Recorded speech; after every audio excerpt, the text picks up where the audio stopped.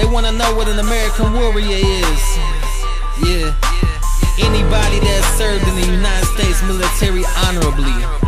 Yeah. Welcome, this is the American Warrior Radio Show. I'm Garren, an Air Force veteran, founder of AVET Project, and also an accredited claims agent before the VA, and your host. If you or someone you know has ever worn the uniform of the U.S. military, you're in the right place, American Warrior Radio Show. So grab a pen and paper and strap in, because we're about to launch this episode. Yeah, American warrior. Okay, let's get it in for the women and servicemen. I came prepared and brought my game like ESPN. American Warrior Radio Show's bumper and intro music is graciously provided by none other than war hero himself, Stephen Hobbs. Thank you, Stephen. Set the tone, my brother. By the way, I keep the fams buzzing. I ain't worried about the outcome, the message gon' be clear. You can hate it or love it, but your freedom is still here. Hi everybody out there in American Warrior Radio Show land. It's Garren bringing you another great episode of American Warrior Radio. Appreciate you tuning in, and please everybody, this is information that you can use and share with others to grow the message. This isn't about making money. AVET Project is an all volunteer, nobody gets paid, nonprofit helping out the troops and their families. And guess what we just did today? We were asked, or tasked as it might be, by the 45th Space Wing to support their function as a fundraiser at the golf tournament. And thank you so much to Owen Blackwood, who was the master chef and barbecue extraordinaire. He was able to provide these guys and gals with a wonderful meal this afternoon, and we just had a lot of fun. Actually, I, having been his assistant all day out in the hot sun near the barbecue, about 800 degrees, just jumped in our pond, cooled off, and I'm having a great day, and I'm glad you tuned in. And guess who I have with us today? Michelle Hargrove Blackwood. Hi, Michelle. Hello. I'm so glad you made it. Thank you. And honestly, to share a little bit of your story with our viewers and listeners, let's talk about your military experience. I'm a 20-year retired military veteran, combat veteran. What branch? Army. What was your MOS? My MOS was first it started out as a 54 Bravo. When I retired, it was a 74 Delta, which is Chemical Operations Specialist. But now it's called C-Burn, which see you burn. In truth, that's what it means almost, right? Yes. So you were over in the sandbox helping our guys and gals manage. When you came into the military, again, you mentioned you're a 20-year retiree. What was the attitude or the level of acceptance for females in the Army at that time? You know, sitting here brings back a memory that when I first came in, I didn't understand why we had a female captain in our office. And back then you could have pinups. And remember, you could have the Playgirl pinups. And so the guys, it was all male office, 2 females, and they had a pinup, and she was always complaining, and I didn't understand why. Because, you know, I'm young, 18, haven't been exposed to the world. But as the years go by now, I realize that women was being objectified as sex objects and stuff. And that stuff it takes a toll on you when it comes to harassment, sexual harassment and stuff like that. It's hard when you report it. People don't believe you. Because you're reporting it to a bunch of men mostly. Yes. And so, you know, Fort Hood was a hard duty station. That was my first duty station, and it was hard. And everybody out there, you know, Fort Hood is one of the largest bases on the planet. Yes. And so, you know, it was hard to adapt to the environment because you looked at as a sex object back then. Now, you know, as the years go by, the things are changing, and so it's getting better as the years go by. And I know a little bit of the getting better aspect because our producer, John, is with the 715th MP Company, and there's a fair number of females there. And the attitudes have changed, and there's been some positive growth in the way men, like you, I think that's a good word, objectify. So you felt objectified. Yes, because when I came, they had this place called Replacement. You go to Replacement, and you spend a week there where you in-process the installation. You get your TA-50, you get, you know, whatever shots you need. Basically, you get yourself ready for deployment when you get to your unit. However, what I found out later was replacement center was where the men go to see what new meat, because that's what they call the women, came on post. Oh my. Yes. And so, they would come there and scope you out, and they know, we 18 years old, we young, we don't know what's going on. So they know what the routine was, and then they pry on you. Yeah, that's sad. But as from the time you entered service to the time you retired after 20 years, did you yourself see some positive movement in the way women were treated? They opened up a lot of the field. It wasn't just, it's only a male unit, or they never had females. They started opening up MOSs and other jobs to females, so they had more exposure with other males in other units. And then what I found out when we went to Iraq, when we deployed, there wasn't no male over here and female over here. Soldier. We all one. And the battlefield, the front line, nobody know where the front line is. Because, they always had this thing, they said, females don't go on the front line. That's not true, because Iraq, we don't know where the front line was. Yep. The front line was right there. Exactly. You were front and center to whatever action was taking place. Exactly. And weapons qualified just like every other GI. Just like out every there other serving soldier. our country. God bless you for that. Appreciate it. One thing, I want to talk about some AVET Project stuff, but you mentioned the objectification and that there had been growth in the way that women are treated. But for everybody out there, MST, military sexual trauma, is a real thing. And while you may not have experienced it, and you don't need to share whether you did or not, did you know, or have you stayed in touch with other women and even men possibly that were, as you said, preyed upon? It's kind of hard because you have some females that stuff happened to that wants to report it, but they can't because other females tend to tell lies. So nobody really wants to believe you. So it's hard. It makes it difficult all the way around for those that are truly being, oh, look, I pulled a chihuahua out of my lap. Here's little Kiki, our mascot. Hi, Kiki. Okay, so you got through it and you've seen some positive growth, because I am not sexist and I know so many other men are not.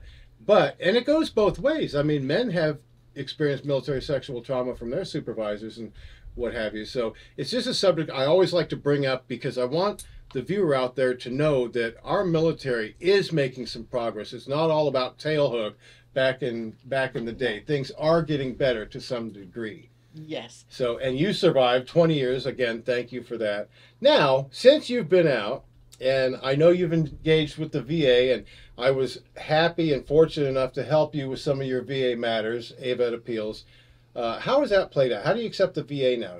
It's come a long way. It can be improved. Improvements can be made, but it's come a long way. And the reason I want to dovetail right into that is because let's even say one generation ago, 20 years ago, say, female veterans were not taken in any stride with the VA. They have made some efforts, and they're opening up the clinics and actually trying to focus on female health issues, not just mental health, but health issues, period. Yes. And that's been your experience? They're making some headway? Yes. And one of the things I know, what happened to me was the VA. I was pregnant after I retired. And it's hard to get prenatal care through the VA because they outsource you. Ah, okay. Because they knew they didn't have the ability to do it. They help you. And they do this and they follow through. You always have somebody there checking. Did you get this done? Did you get that done? So somebody's there behind you, helping you. Well, that is encouraging also. I mean, just like the military, the VA has been faced with challenges, but as more and more of our military population is female, they have to. I mean, my goodness, men and women are different, period. Yes. And there's no less emphasis that needs to be placed on women's needs as it is for men, so I'm happy to hear that. But you've also had a heart to serve, and you continue to serve. And on AVET Project's board of directors, you are the director of communication. You do a lot of things helping us get the word out about different events. We got a big event coming up on June 12th. This is the Female Veterans Recognition Day. Yes. Everybody's a veteran, first and foremost. but to especially recognize the female, it's long overdue. That's enough right there. It's long overdue. Unfortunately, our executive director and vice president, Kim, my wife, has really put the push on for this, and we're so proud to be holding this event at the Nami Nami room at Brevard Zoo. We hope to have a great showing, and again, our producer is going to be there making sure that everything is, documented historically, because this really is probably going to be the very first female Veterans Recognition Day in all of Brevard County. Wow. And the neat thing is to have you and a host of other speakers. I think there must be a dozen, I'm not sure. It's going to be boom, boom, boom, lot happening. But people, if you are in Brevard County, or maybe you want to show support for female veterans, don't hesitate to go to the website, avet-project.org. Look at the information. Pretty much, as I always say with the VA is an ocean of information. If you go into Title 38, anything and everything you ever want to know is there. It's trying to find it. Well, our blessed executive director, Kim, has streamlined the website so that you can find things, even if it's claims information or you want to do it yourself claims, all these different things. Well, there's some videos up there right now about the Female Veterans Recognition Day. As we talk about AVET Project's celebration of our military heroes being females here at this big event that's coming up at the Nami Nami room at Brevard Zoo. And thank you to all the sponsors. Michelle, is there a topic of interest to you that you think our viewers need to know?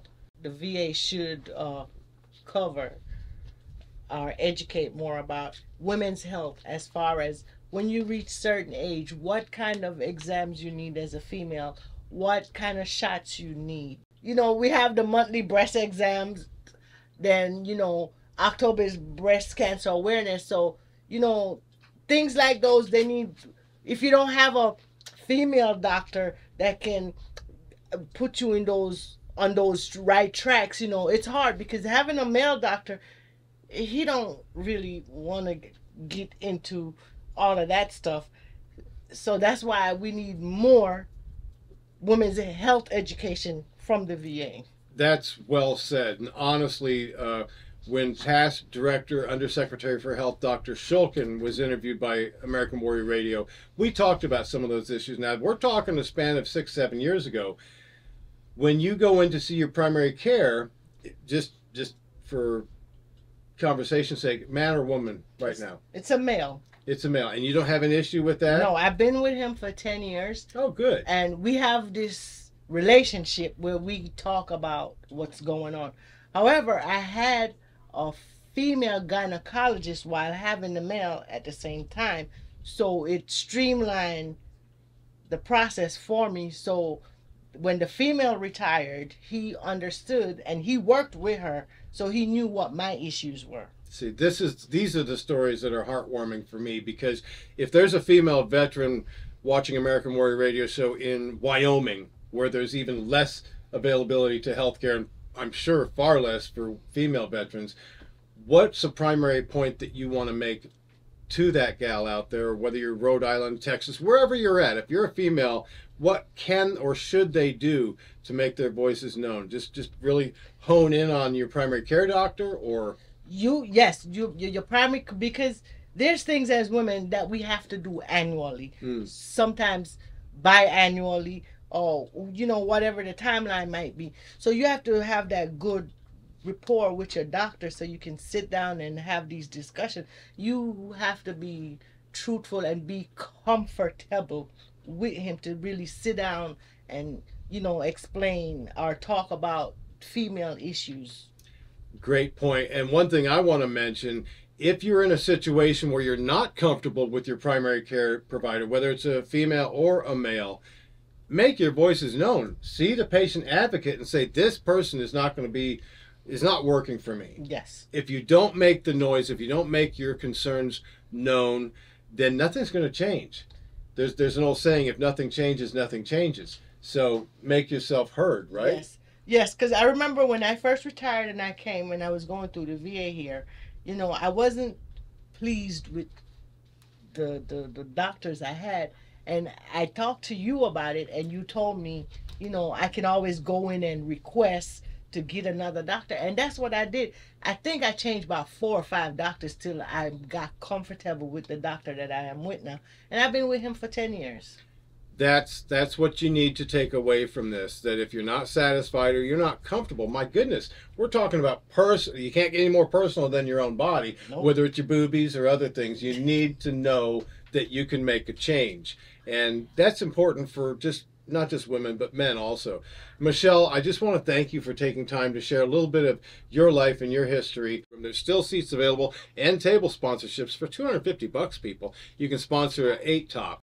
I believe it's free. If you're a female veteran, if you have your VAID card, you're going to get to eat for free and experience all this wealth of knowledge that's going to be shared by these experienced, successful women like Michelle. So make yourself a part of it. If you can't and you want to help us help the female veterans, make a donation. Click on the QR code. It's easy to do and it's painless. For the cost of a Starbucks coffee, you can help us help them. Subscribe and ask all your friends, neighbors, relatives, anybody you know that wants to help our troops to tune us in. Remember, if you share anything, if nothing, you share this. Suicide is a permanent solution to a temporary problem.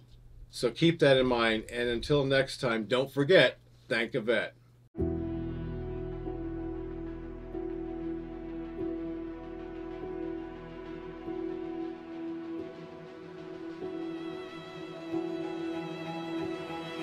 Hi everyone, it's Garren Cohn with American Warrior Radio. I'm here with my good friend Christian. We're here to deliver a very important message about a crisis in our land. Suicide prevention, more specifically, veteran suicide prevention. 22 a day are taking their own lives. This must stop. This can't continue. If you or someone you know is contemplating suicide, please know that God has tomorrow planned for you. Don't take your own life. And just remember, suicide is a permanent solution to a temporary problem.